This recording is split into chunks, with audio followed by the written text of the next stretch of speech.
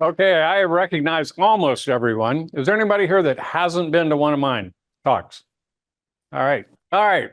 So here's how it works. If you have a question, comment, or anything while we're going, make sure you catch my attention during the talk.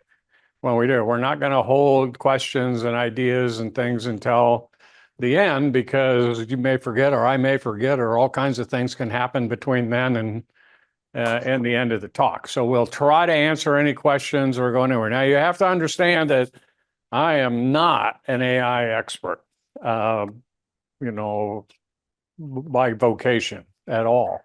I have only learned what I've learned by studying and using it and doing that. And the focus of this program is kind of an overview, an idea that we hear this term AI thrown around all the time, every day. And what's going to happen is that's going to continue to get more and more and more prevalent. It's going to, because it's going to be in everything.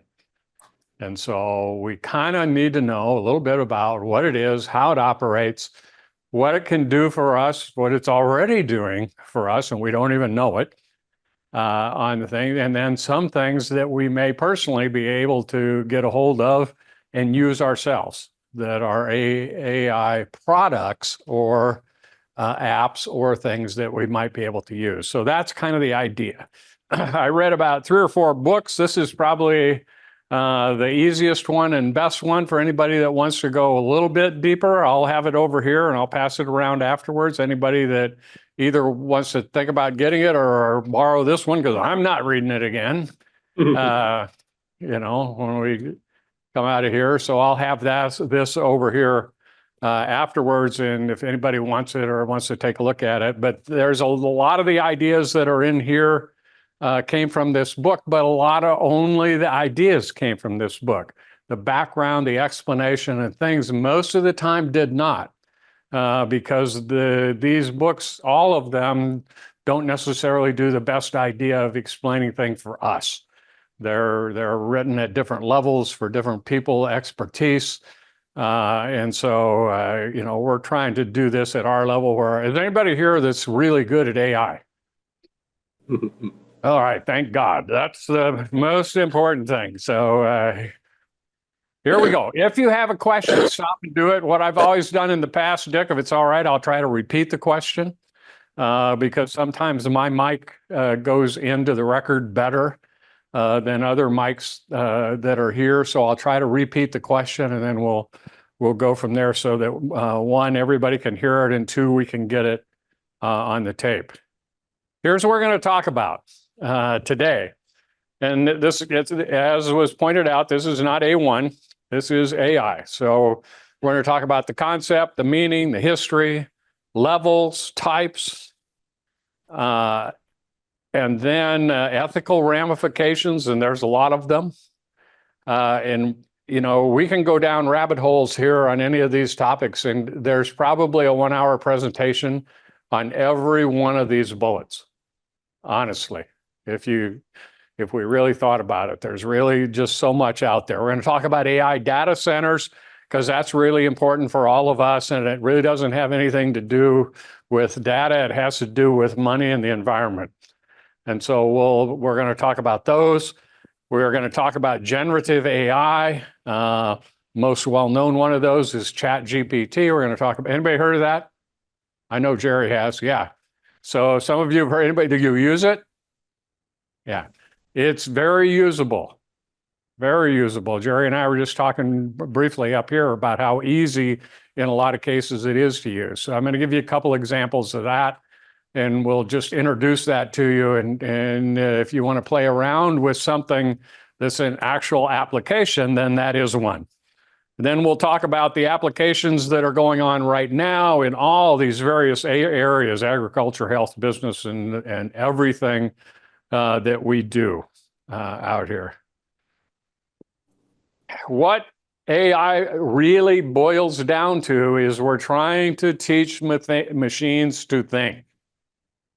We're trying to get machines to act like a human brain. We've had computers for years and years and years, but they can typically only follow a singular path. They can only answer things that they have very specific information about, and then they can only follow a straight line. They're very, very limited in that regard. So AI, technically, the idea is to make computers themselves be able to learn from their own experience. And we're calling them their own experience, not the computers. It's a personalized type of reference to AI when you do that. Computers can be accomplished to do specific tasks now. And you're going to see this in red a lot of times, and this is my emphasis, is processing large amounts of data. And that's these data centers that we're going to talk about. And that's a big, big factor in whether AI works or doesn't work. How effective IA is directly proportional to the amount of data that machine or program has available. So what do they want? They want it all. They want every piece of data in the universe in their computer system so that their computer has access. So that's one of the things. Examples that we have on our planet right now and operating, we have self-driving cars. Anybody ridden in one of those, done one? I haven't. I don't know what I'd feel about that. That's maybe not, it's like a lot of things. Anybody remember Deep Blue, chess playing computer back when, one of the first computers ever to beat grandmasters at chess. Chess is a massively difficult game. There's a much more difficult game that computers only in the last year, have managed to beat the best players. Anybody know what that game is? Go. Who? Go. That's correct. It's a game called Go. Black and white balls or two colored balls on a board, and it's extremely strategically difficult on the things. And only in the last year or two has artificial intelligence been able to beat world-class players at Go. So they're coming. And then the most common one for us as individuals that we might use is these chatbots. These things like Chat GPT, and there's several others, and we'll talk about those. That's our most likely place where we're going to use it ourselves. Now, you see kind of the head-shaped thing there is in blue, and then there's two things inside that, one in red and one in kind of a brownish color. That gives you kind of a pictorial idea about what artificial intelligence is in scope, how big it is. So the whole field, everything that has to do with it is under the umbrella of artificial intelligence. Then inside of that, you have what's called machine learning. And that's how we try to get these machines to learn from their own experiences. So if they make an error, they learn from it. They don't make that error again. We don't have to correct the error. We don't have to correct the programming. We don't have to correct the code. They do it themselves, and then they go on. And then inside that is deep learning. And that's where they get these massive amounts of data, and they have access to everything. And many, many, many, many computers linked together to provide the processing power for them to think and do this. So that's kind of the idea of how this all works. This is kind of a representation of how this idea has developed, over the years. These are not necessarily in order, but they have to do with the functional ideas that these computers were able to do. So logical reasoning, that's the deep blue, that's chess, because that's very much a logic problem in chess. And so massive parallel processing, deep blue was in the 1990s. First time we had programs that were able to recognize human speech. Absolutely necessary for artificial intelligence is the ability to recognize human speech and human language. You have to be very, very adept in whatever language the user is using in order to be able to function as artificial intelligence. We've gone from there. We have planning and navigation. That's the self-driving, right? How many people ever use Alexa or Siri? Yeah, come on, those of you not raising your hands, you've tried it. That's artificial intelligence. That's artificial intelligence because those systems can recognize natural, normal human speech, and they can learn on a one-sided conversation. They can learn about you and your speech patterns. They can learn how you do a sentence. They can learn what you're really looking for after a period of time. So they're a lot smarter than we think in their things. But in the scheme of artificial intelligence, that's very narrow artificial intelligence because they are designed to do a specific task, answer your questions. That's it.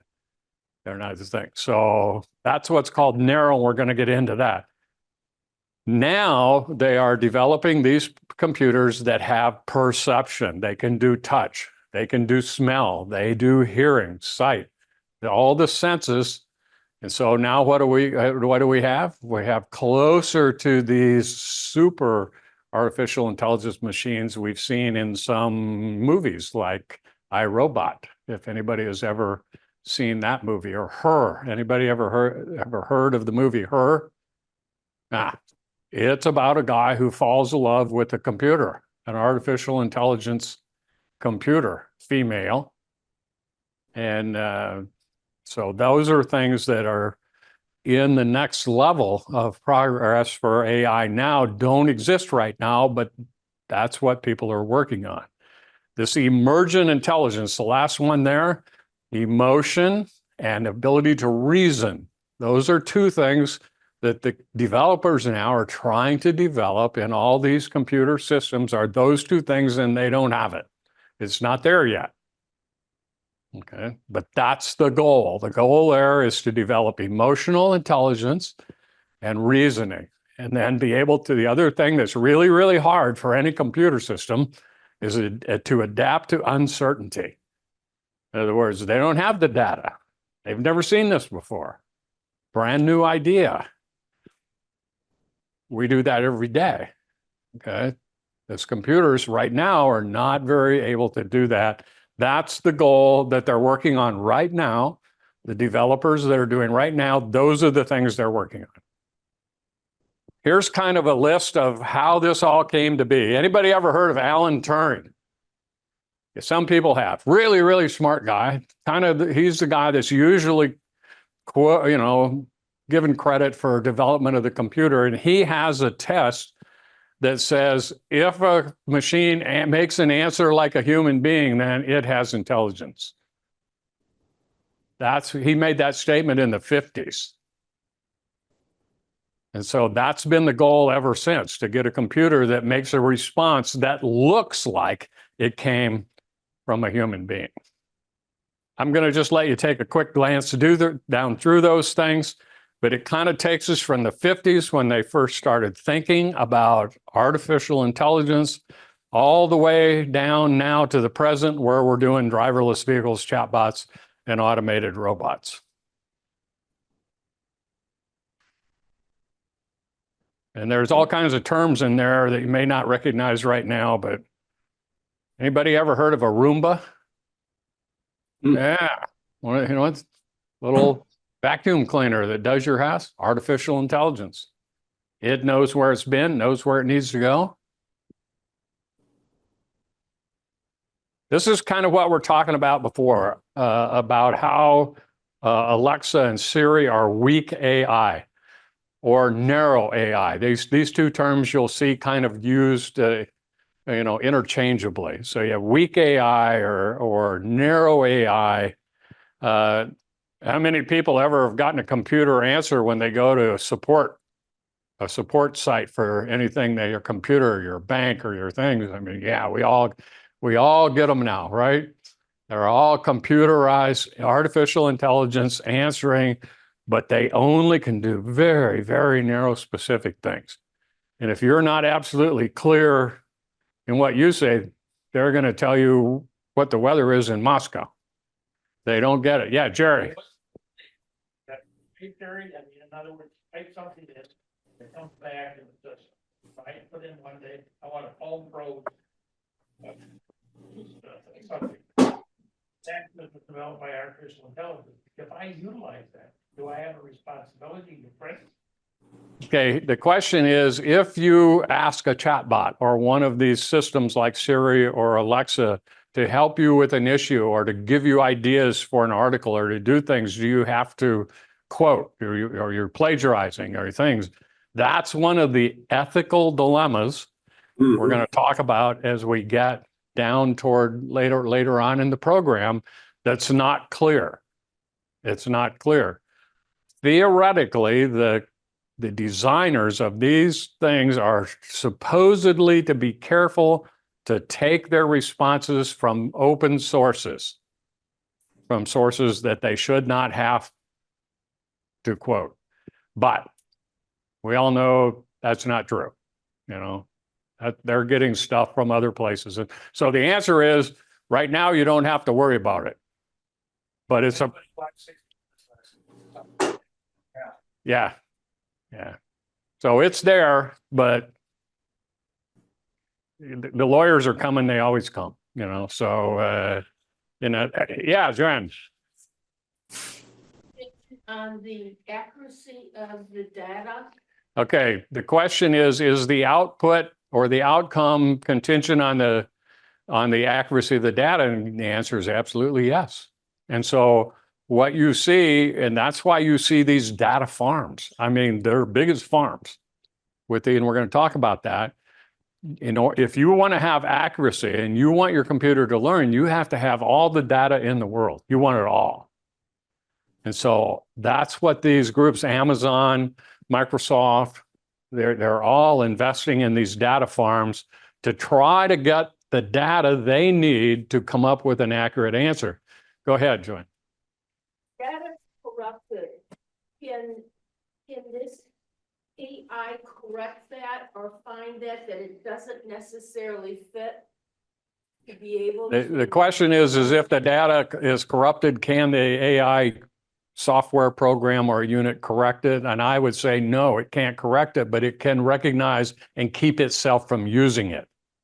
So it has the ability to make a decision about data that it has in its box.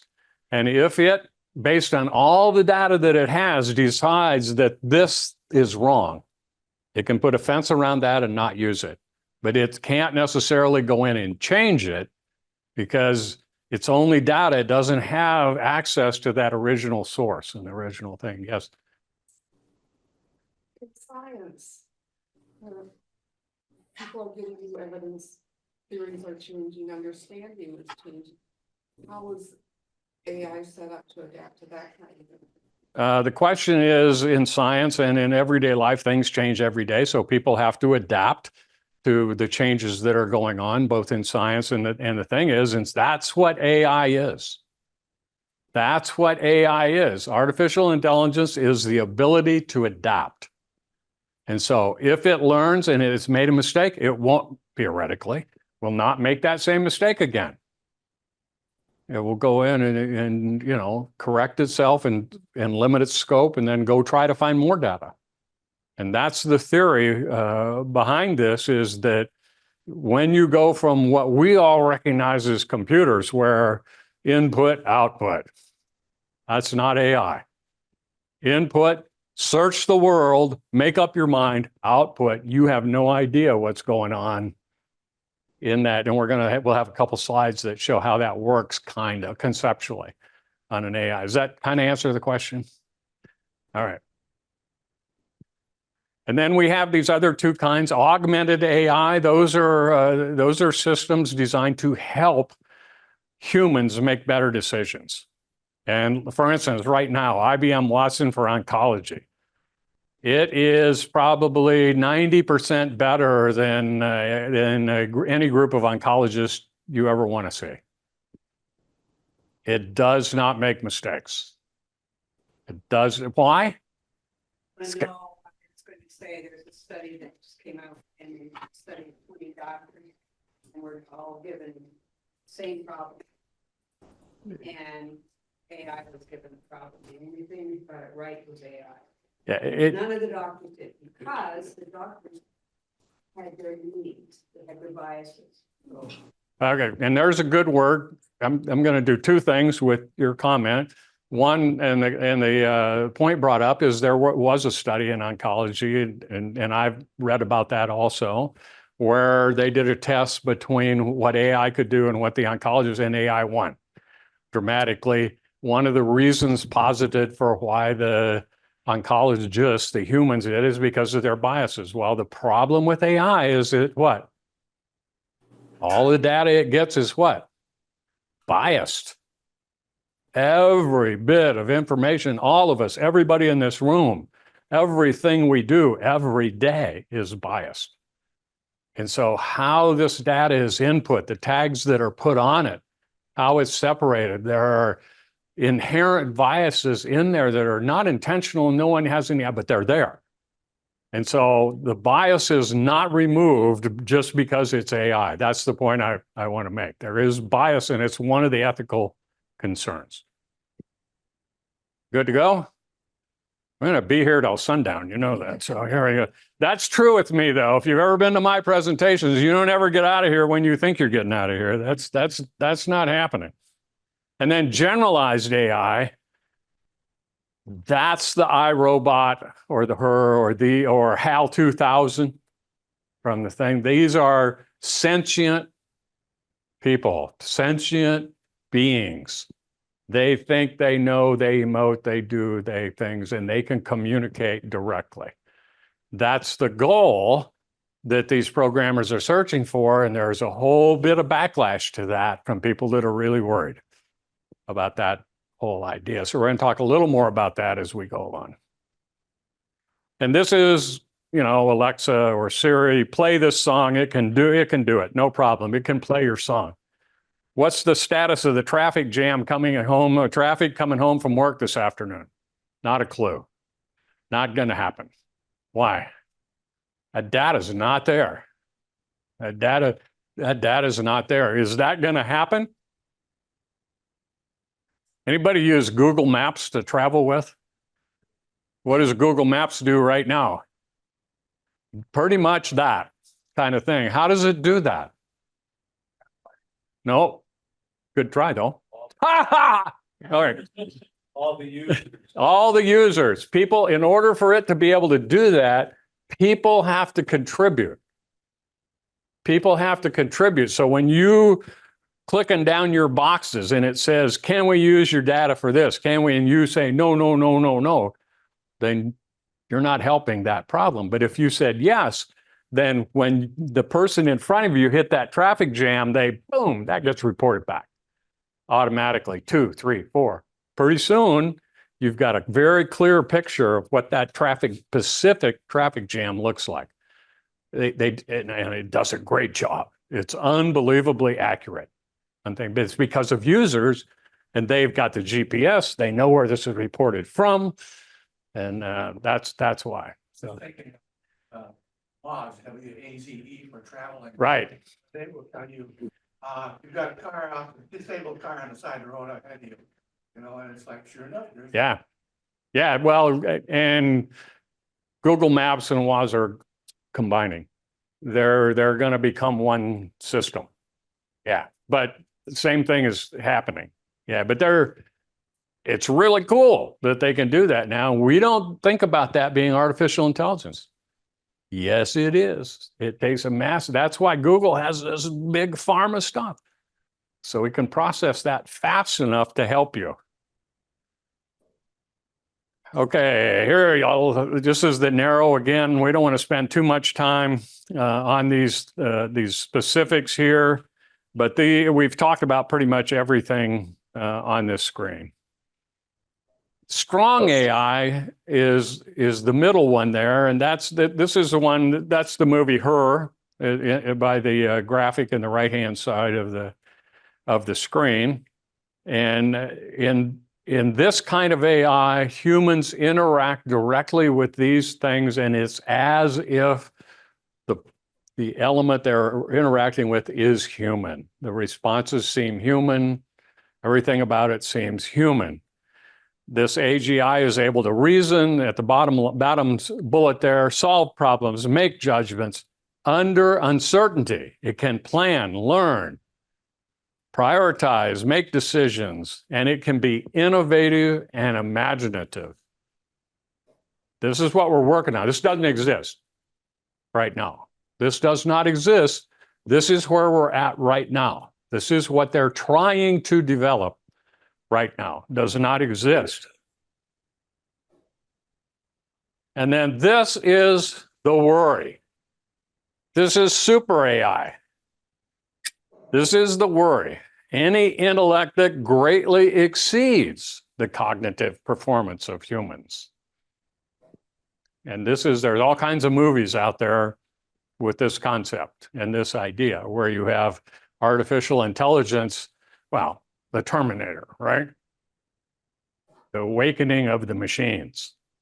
That's this, where the machines become cognizant and take over. So this is a worry. There's two types. We talked about the reasoning, then there's this functional base. Mostly it's reactive. In other words, it responds to questions.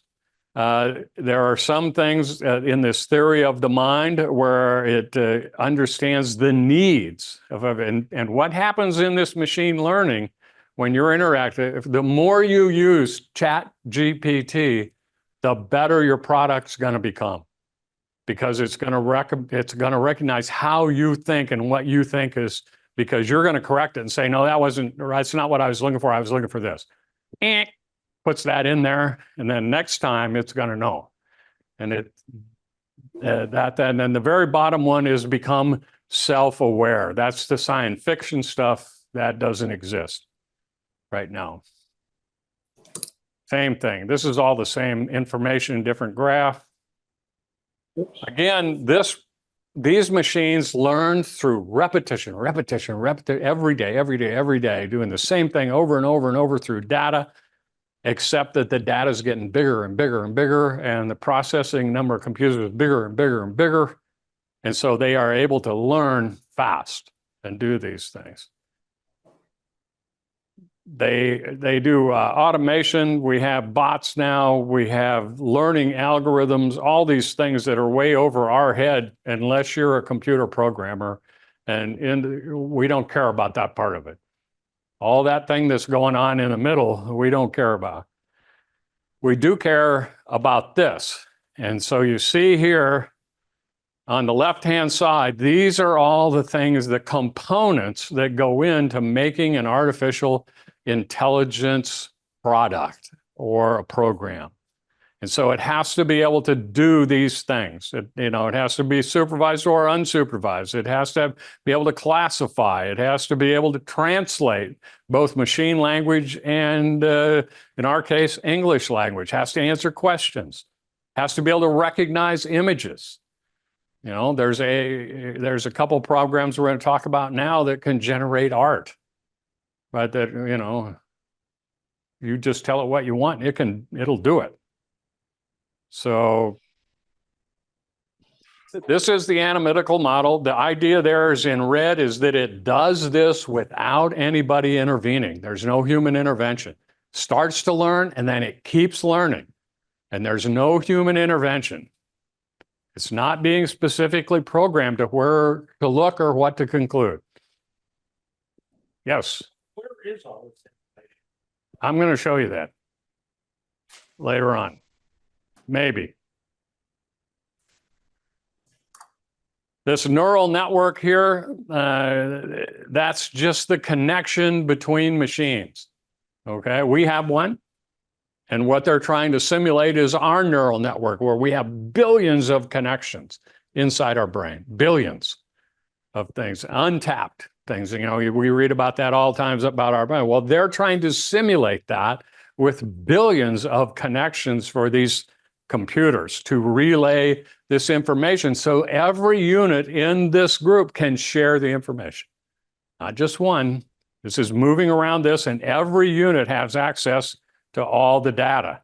And we're going to talk about that. Computer vision, that's part of it. Can a computer see? Yes, now they can. They can actually have vision. They can identify and classify objects. They can react to what they see. I'll give you an example that's old technology. When I was in the in the Air Force, when we were targeting the end game of cruise missiles, and you want to put it through the upper right-hand pane of a window, because you know if you do that, the desk you want to hit's right behind that in a building. So you get the missile to the city with GPS. You get the missile to the building with GPS. You get the missile to that pane in the window with a picture of that pane of the window. And the machine says, I don't see it. I got it. Boom. And it goes right through that pane in the window of the thing. So pretty awesome. And that's old technology, and where we have that. Whoops. So this is kind of a flow of how all this happens. Topic modeling, in other words, what's your goal? What's your topic? What are you going to do? Text organization, clustering, extract the information. But the key thing here is the one that's in kind of yellowish green at the top, or blue, excuse me, at the top, is the sentiment analysis. In other words, do you like it as a user? What are you thinking about? What's your emotion when you see this? That's what they're now trying to input back into this whole decision model. They want to get your feelings about it back inside, so that then the response that comes out will be tailored more carefully to you. Now, the generative AI, we talked a little bit about this earlier, and this is the type of AI that makes something up that doesn't exist.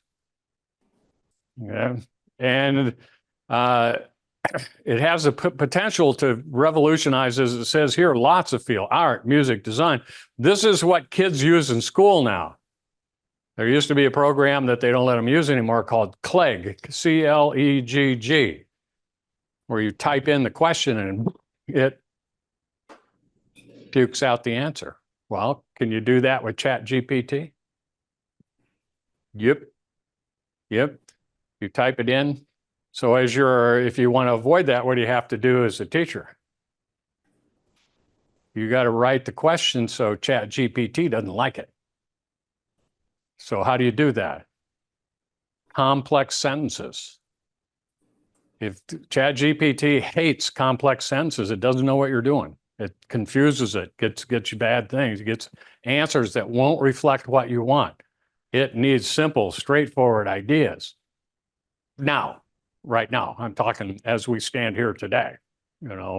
6 months from now, who knows? But right now, if you want to foil generative AI from a student perspective, you have to write your test questions in complex sentences to confuse the machine, which will do it. So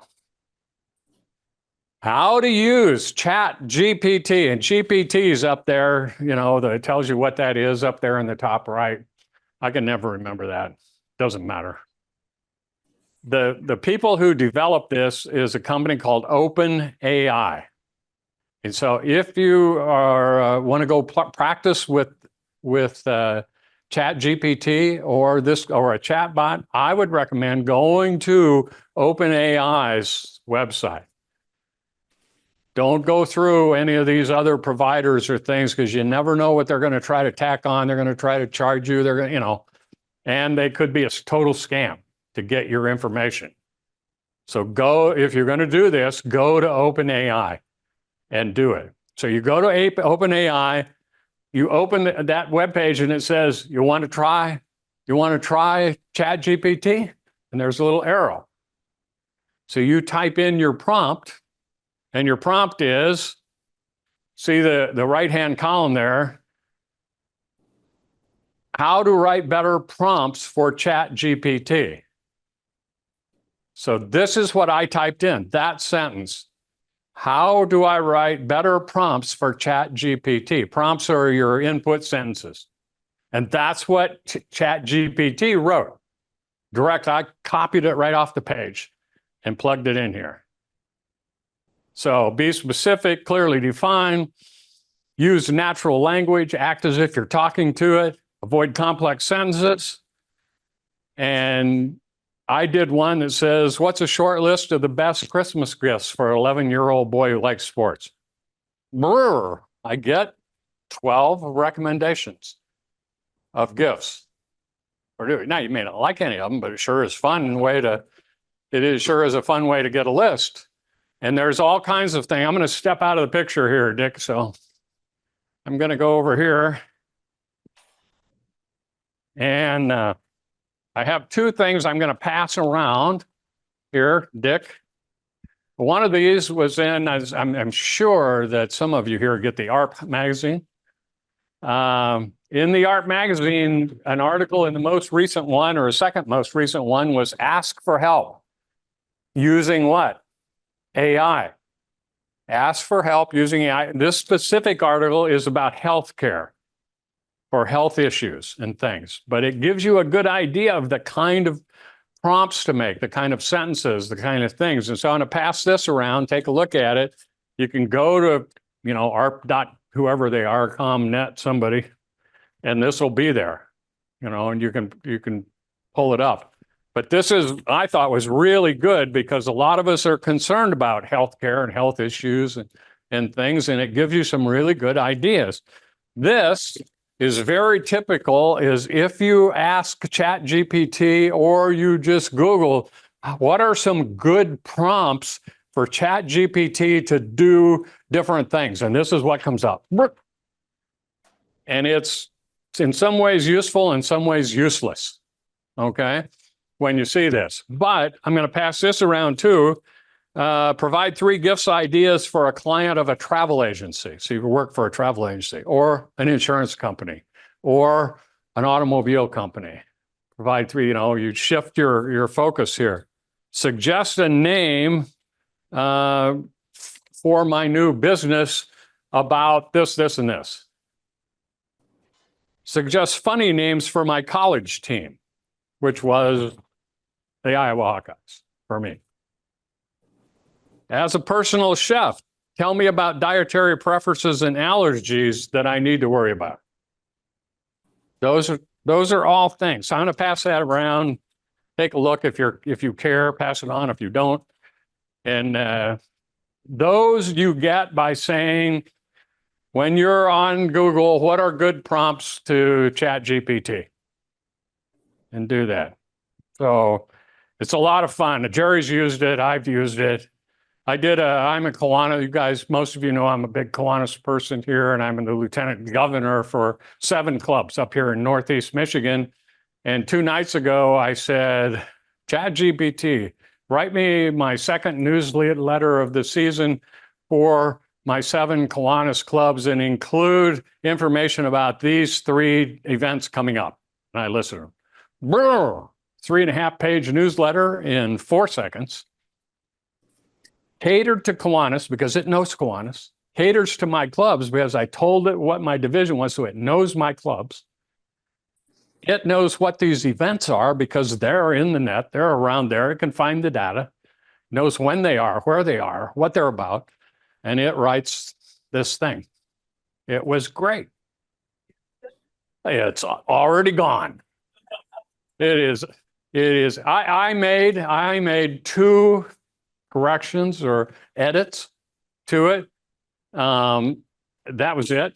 Two minor little edits, but the writing style, the structure, the information about Kiwanis, the things was all correct. And it was really, I thought I couldn't have done that well probably myself in an hour sitting there. And it took me 5 minutes because I'm carefully constructing this prompt. You see what I mean? It's not just if you want a good product, and this is still true of every computer system, garbage in, garbage out. So the more time and effort you take in writing a good prompt, the better your output is going to. So it probably took me 5 minutes to write this one sentence for what I wanted it to do. I didn't bring that in, but I'm going to pass out when I finish something else that I asked it to do about this presentation. So you'll see, you'll get a good idea what it does. Here's what people are using ChatGPT for: music, emails, articles, podcasts, social media posts. You can have it build flyers. You know, we ring the bell for Salvation Army, or probably some of you do as well, with organizations and things. So I said, build me a flyer to get more volunteers out of Kiwanis to do bell ringing on December 14th, which is our day. Woo! Comes up, it's got Santa Claus, Kiwanis, this, that, bells, in 1 second. All, you know, all of the graphics. Can do all these things. And then generate art. To see the one at the bottom of the right-hand column, DALL-E. Those of you who like art or are artists, I am not. But if you are, that's a good thing to remain. You can just Google DALL-E, and that creates art based on your prompts. They do it. So I'm not smart enough to write a prompt to do, yes. Solve math problems. Can students get on there and? Absolutely. Absolutely. You can, it's as good as the data. It's not going to know what the math problem is unless you give it the math problem. But you would say, solve this math problem. And then you, if you got it on your computer, you cut and paste. If you don't, you type it in. And I would say, solve this math problem and show me the work. Yeah, like we always had to do, you know, show me the math problems and show me the work, and it will. And it'll. Won't do that. No, because I don't have one. But no, it won't. It's not supposed to do that. These are all the firewalls put in there by the developers of the system to prevent people from doing that kind of thing. From finding a list of addresses. That sounds pretty benign, but it's not, you know, to get a list of addresses. So it's not going to want to do that without more, I got you, without more info and thing. Not going to let you do it. Yes.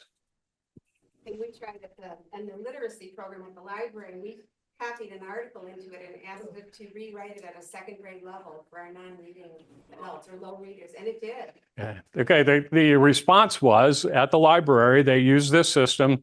They had an article about children's literacy, and so they asked the AI system, or ChatGPT, to rewrite it at a second grade level, and it does it.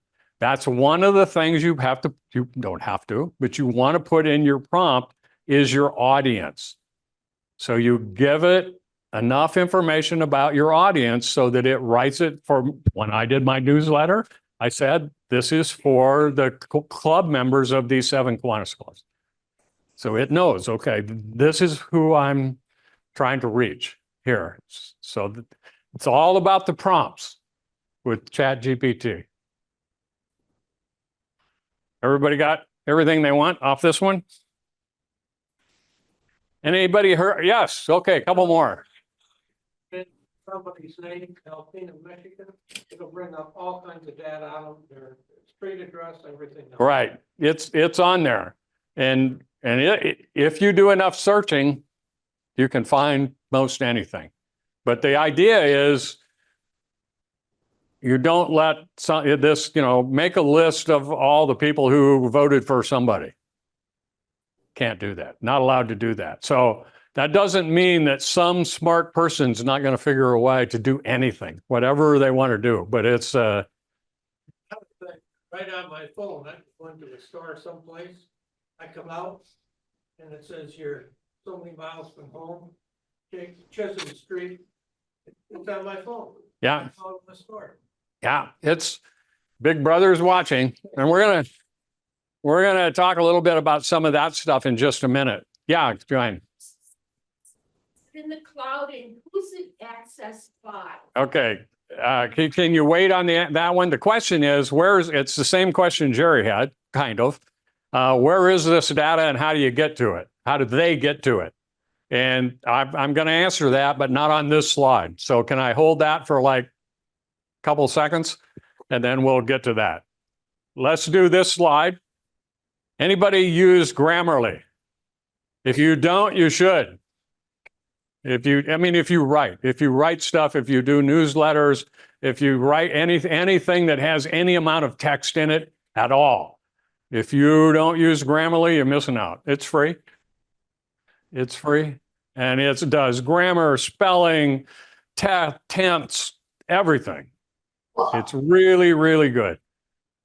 ChatGPT, we've been talking about. Anybody heard of Canva Pro? I use that. It's a graphics program. I guess. I don't know how to describe it. I guess it's a graphics program to create flyers, brochures, anything that has interesting layouts and lots of different capability to use graphics and interactive interspersed text and that kind of a thing. And it's really good and pretty easy to use. And so I use that a lot in my Kiwanis thing to make flyers and make things and stuff. Yeah. All I know is Google. How do you find all of these things? Any of those things, if you can remember these words, that's how you find them. Yeah. Grammarly, ChatGPT, Canva Pro, and Otter AI. If you type that into your machine, it's coming up. The only thing I would say, and this is the same caveat I made about OpenAI, if you want to do Grammarly and you're interested in Grammarly, when you type that in, you're going to get 25 websites. Only go to the Grammarly website. Be careful. You see what I'm saying? Be careful out there. And the same thing with any of you type ChatGPT, you're going to get 20 sources to be able to use ChatGPT. Right now, my advice is only go to OpenAI. Use them. You know who they are, and they're trustworthy right now. There's just too much danger going into any of these other places.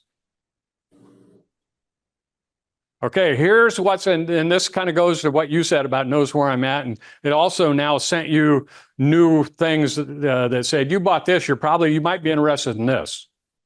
Mm-hmm. Yeah, and it tells you where it's at, the things. Yeah, well, not only them. Almost every business now is using that retail version.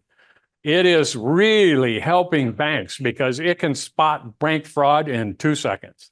And it can go through all of their files in 1 minute, all of them. And so it's really, really helping for bank fraud.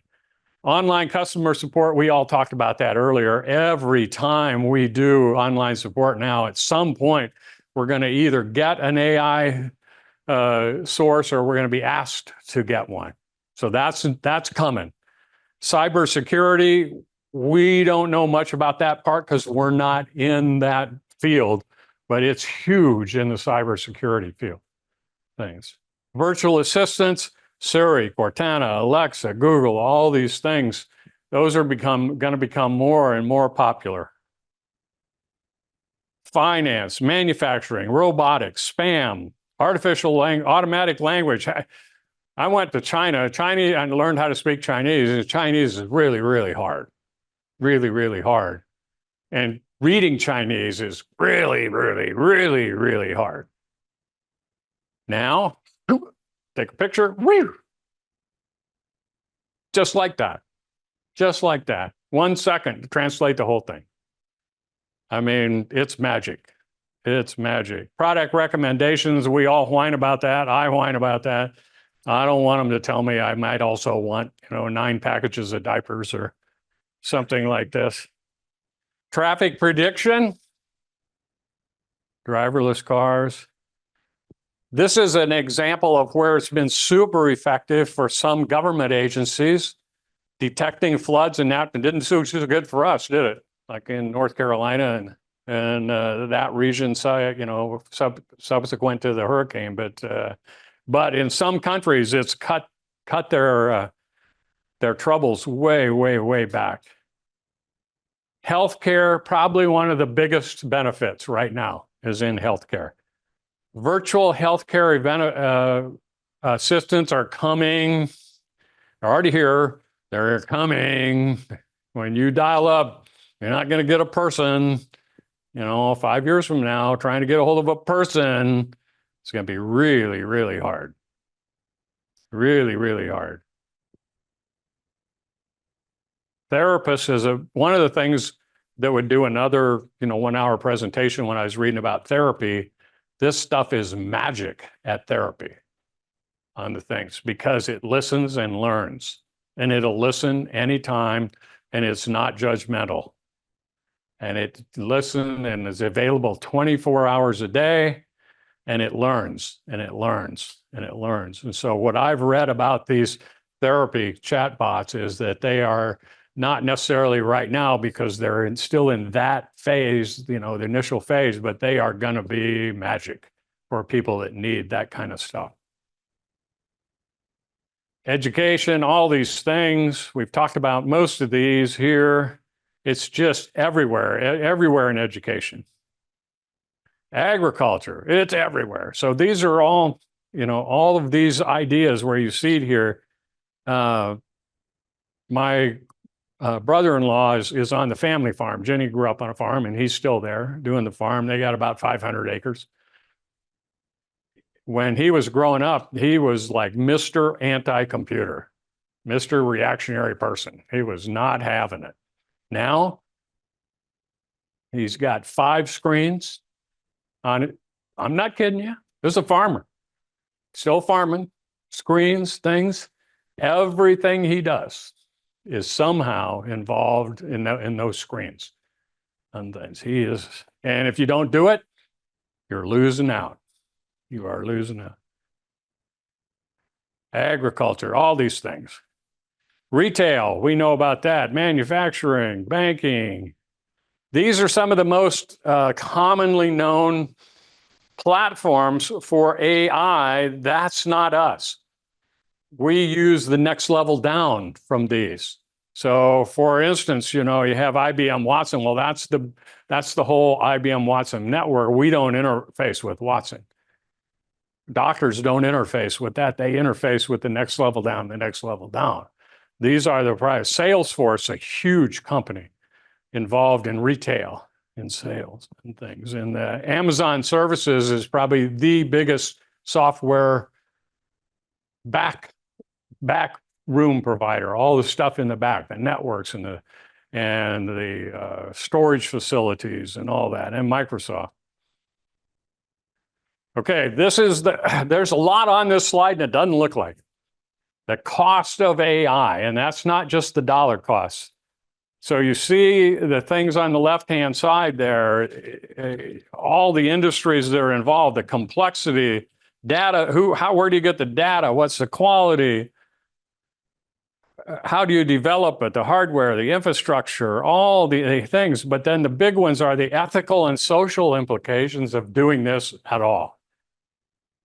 That's a huge, huge thing. And then the location of the development company. Because most of the time it's not in the same country. And that's for us too. Most of the time it's not in the same country as where the impact's going to be. One of the reasons is because where you're going to put this data looks like that. See that thing in the bottom left? That's a typical data site. That's a typical data site. That site right there is 40 acres of building, solid. Doesn't look like that, but this is a drone shot. And let me tell you how many computers you can stuff in 40 acres. And it looks like this on the top left there, wall and wall and wall and wall and wall of computers. That's where the data is, in these places. This is what a lot of towns are struggling with now, because they being Amazon, Microsoft, Salesforce, they want to put these in rural areas where there right now is a little bit of a surplus of electricity. That's why they're going to these rural areas and small towns. because there's the infrastructure and there's a surplus of electricity, because you see the slide on the right. And, you know, by 2030, if we have high growth, which we will, that's what I would predict, 15% of the total electricity usage in the United States will be for AI data centers. That's a lot. 15% is a huge, huge number. So this is what I was talking about, both the physical cost, dollars, and environmental costs. And a real decision point for, we lived 2 times ago in a town called Harrison, Arkansas.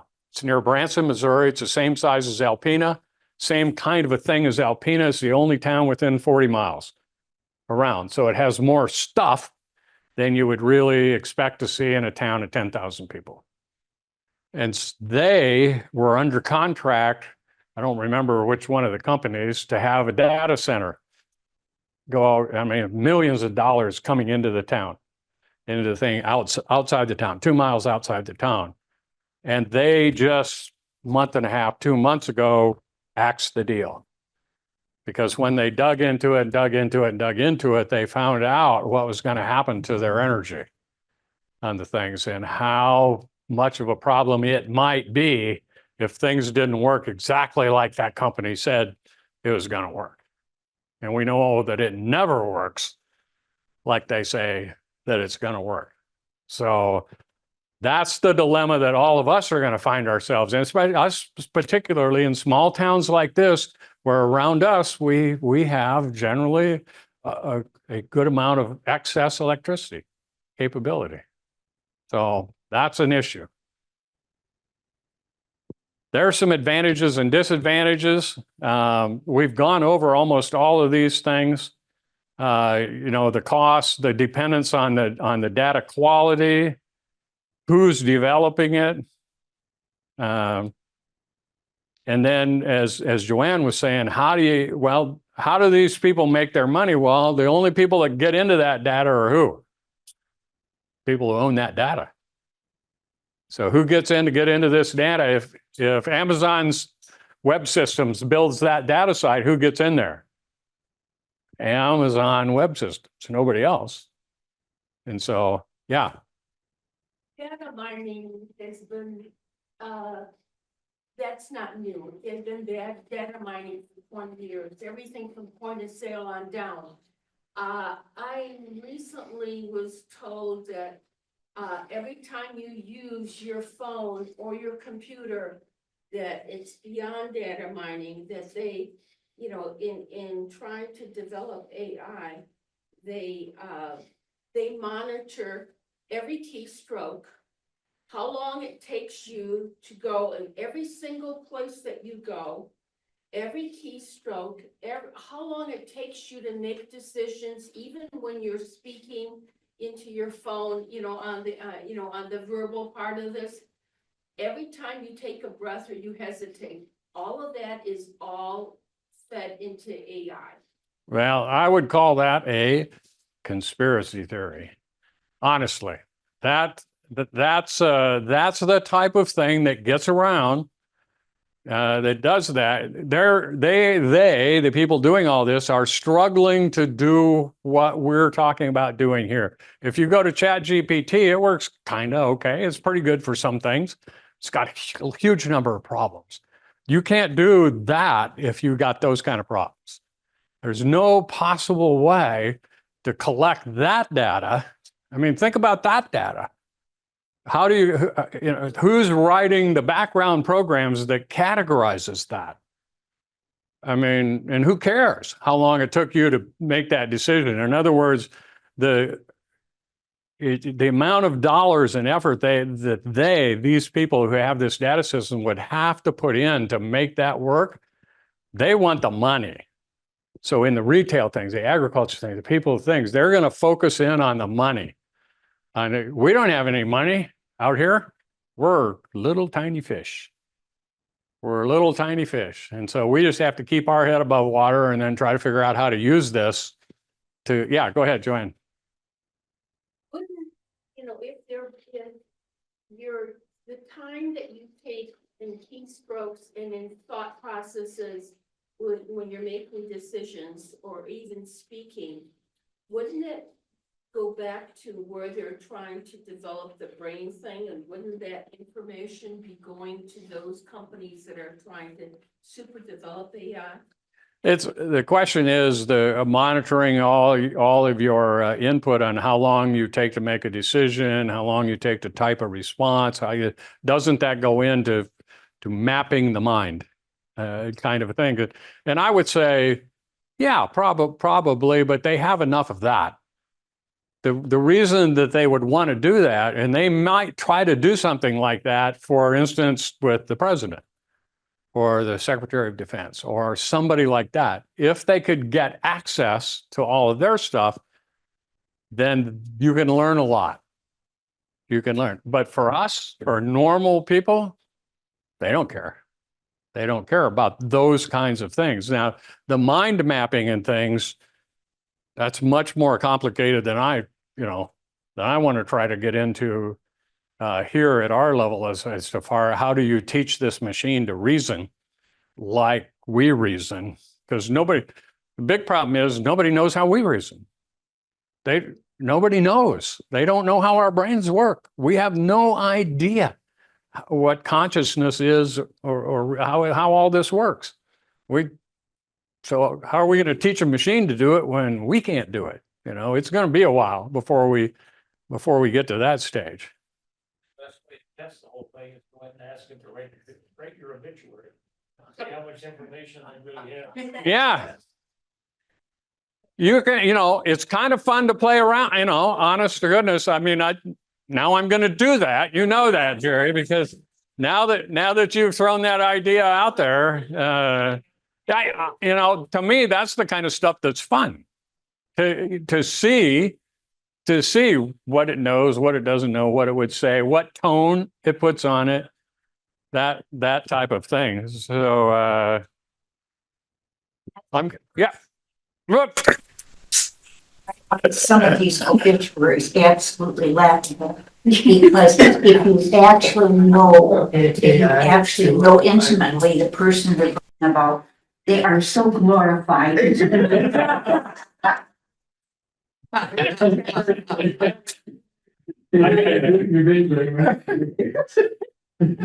right, go ahead. Sometimes when I turn on my computer, down on the bottom is a little black dot.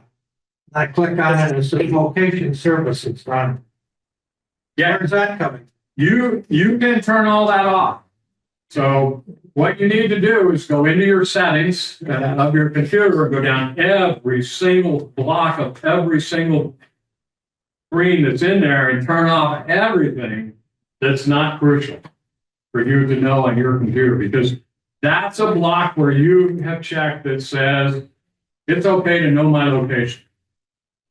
It doesn't happen very often. No, but it's going on in the background. It's because, and the reason it is, like when you come out of the store, how's it going to tell you these things if it doesn't know where you're at? Well, it's keeping track of you, because many of these programs, these AI programs, will ask you, do you want information about where you are? For instance, because I travel a lot, and it'll say, do you want information about where you are? And I say, yes. I think on your phone you can turn location off. You can, but you don't. But you don't have to turn all of the location off. There's a reporting part of location that you can turn off and not turn off the location part. So it gets real complicated when you're trying to control your phone.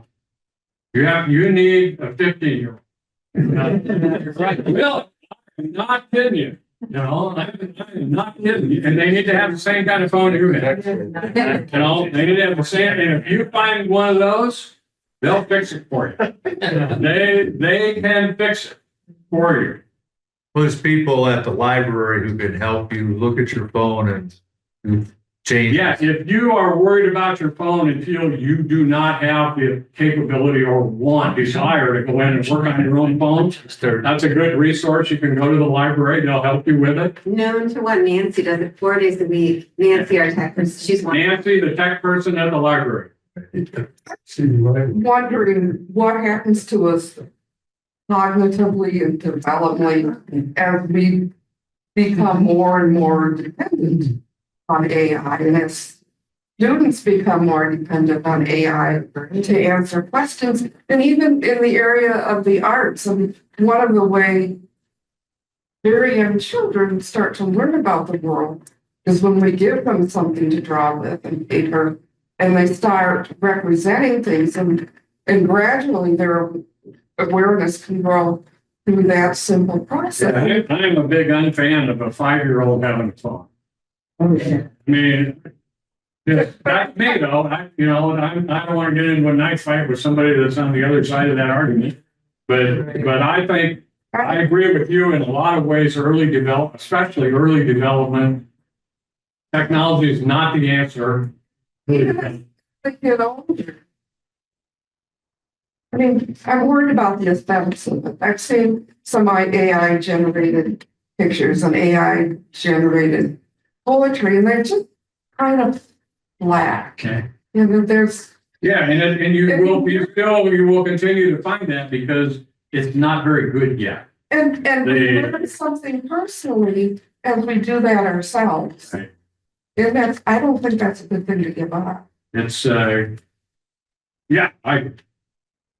your reading and research, did you develop any particular fears or concerns regarding future development of AI? not for me, but you know me. I don't really think that there's a lot of it's up to us as individuals to be careful. That's how I look. It's getting harder to be careful. It's getting harder. There was an article, I think it was in the Alpena News about deep fakes. And but there is like $30 billion given and fraudulently given away because of mostly because of Elon Musk's deepfakes, because they trusted the deepfakes and they trusted him as an investor. And this whole fraud scheme was to invest in a new concept that he was developing. Well, it was all false. True, but they kept seeing these things in various locations, not just one time. And so they believed it, and then they invested their money in this group, and the group didn't exist.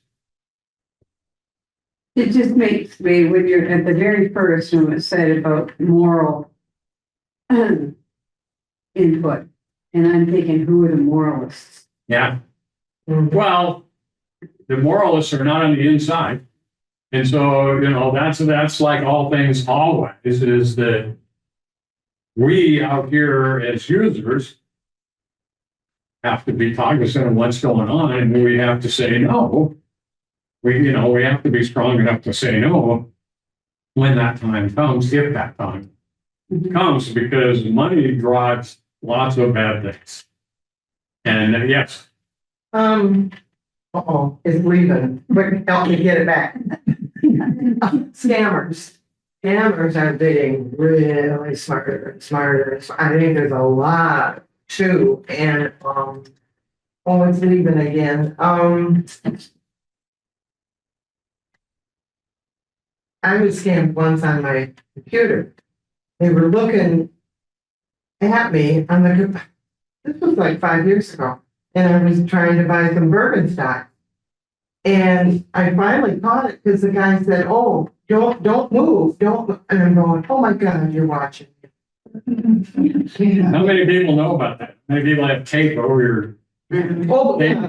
This is. Yeah, if you don't, put a piece of tape over your. Put a piece of tape over your camera, or if you don't have a slider already Right. on your camera, but everybody in this room should have Yeah. a piece of tape over their camera. and then take it off. You're gonna Zoom or do something, you just take it off. And then when you're done, yeah, You should also have a key on your keyboard that shuts that camera off. yeah. Yeah, really. It's at the top roll. It shuts the camera off. You're not on yet.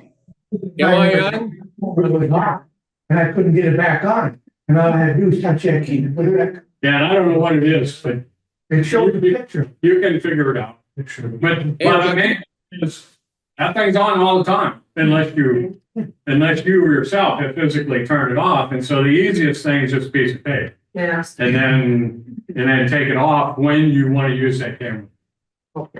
Rocky? Last night,